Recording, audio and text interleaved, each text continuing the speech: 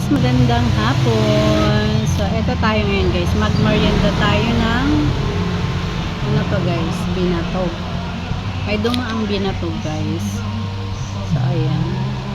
May baon naman ako kanina pero nakakagutom. Nakakagutom magbantay.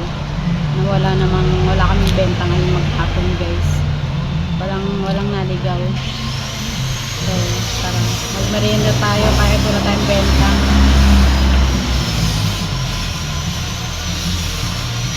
Namiss ko kasi yung kumain ng ganito guys, binatog. Sa probinsya nito guys, ang tawag nito ay pinuti ang mais. Tapos yung paggawa, yung nanay ko mahilig dati nito gumawa nung nandun pa ako sa probinsya, dalaga pa ako. Ano siya, kasi nagtatanim kami ng mais. Diba pag ibibilad siya. So, tapos ibilad, pwede mo na yung i-stock para kung walang bigas, pwede magluto ng ganito. Yun yung kakainin namin. So,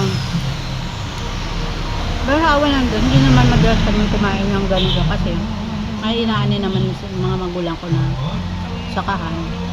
Kaya madalas may bigas kami. Pero minsan talaga nagluto din kami sa pantawid ba pang merienda. So, mabusisi yung pagluto ng ganito. Pinapakuluan ng ilang oras kasi matagal siyang lumambot. Pagpakuluan mo, hinuhugatan pa siya sa, alam niyo ba yung puti? Yung ginagamit sa pagnganga. Yun. Inaano doon para matanggal yung paninilaw, as in para pumuti siya. Tapos pag niluto na, yun. Tapos papakuluan lang to guys. Pero sa amin, nadalas kasi ginagawa, may gata siya. Nilalagyan siya ng gata. Hindi gatong nilaga lang. Doon kasi, lalagyan mo na siya ng gata, tapos asukal, talagang diretso mo na makakain. Ito masarap. Hindi katulad dito na nyug lang sa kalalagyan ng asukal. Yun.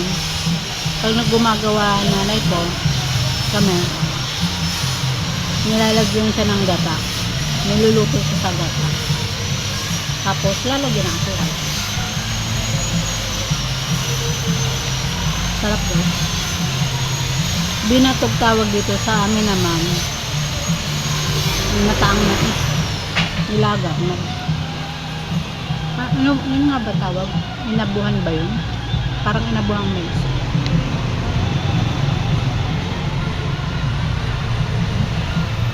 Yun lang guys, bye.